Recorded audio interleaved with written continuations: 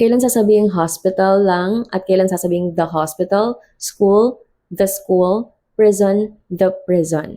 Tandaan nyo ganito, kapag ikaw yung na-hospital, ikaw yung may sakit, ikaw yung na-admit, hospital lang.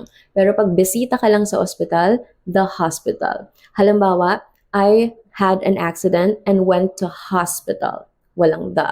Pero my friends went to the hospital to visit me. The hospital, bisita lang sila dun.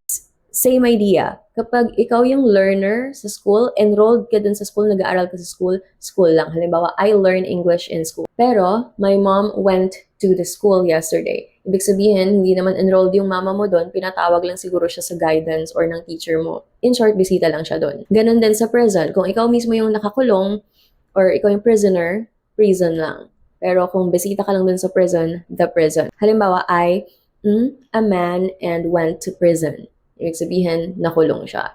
Pero, we went to the prison to visit my cousin. Ibig sabihin, may binisita kayo doon na kamag-anak nyo na nakakulong doon.